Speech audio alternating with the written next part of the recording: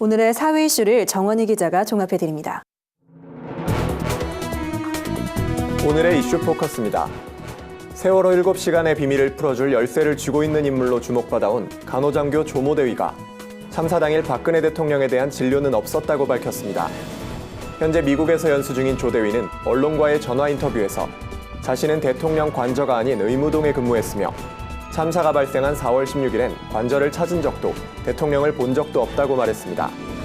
조 대위는 특히 배곡 주사와 태반 주사, 마늘 주사, 프로포폴 처방 등 민감한 질문엔 의료법상 비밀누설 금지 조항을 들며 답변하지 않았습니다.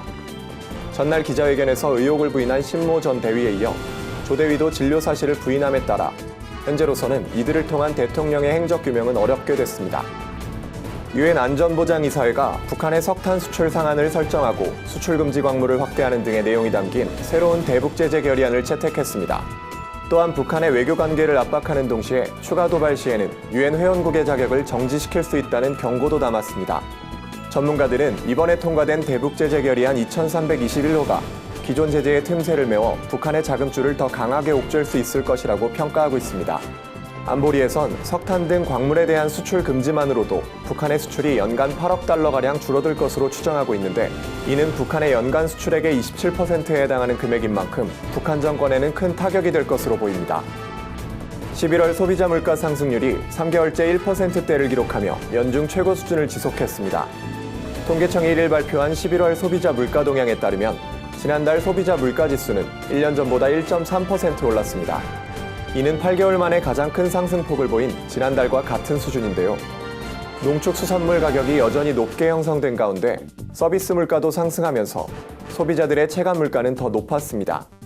생활물가지수는 2014년 7월 이후 2년 4개월 만에 최대 상승폭을 보였는데, 생활물가지수 구성 항목 중 가장 큰 비중을 차지하는 식품물가가 1년 전보다 3.7% 뛴 영향이 컸습니다.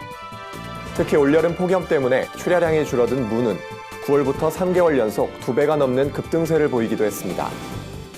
대한민국의 제주 해녀 문화가 유네스코 인류무형 문화유산에 등재됐습니다. 유네스코 무형유산위원회는 에티오피아 아디스아바바에서 개최된 제11차 회의에서 제주 해녀 문화의 인류무형 문화유산 등재를 확정했습니다. 제주 해녀 문화는 물질뿐만 아니라 공동체의 연대의식을 강화하는 잠수굿, 바다로 나가는 배 위에서 부르는 노동요인 해녀 노래 등으로 구성됩니다. 무형유산위원회는 제주 해녀 문화가 지역의 독특한 문화적 정체성과 다양성을 보여준다고 밝혔습니다.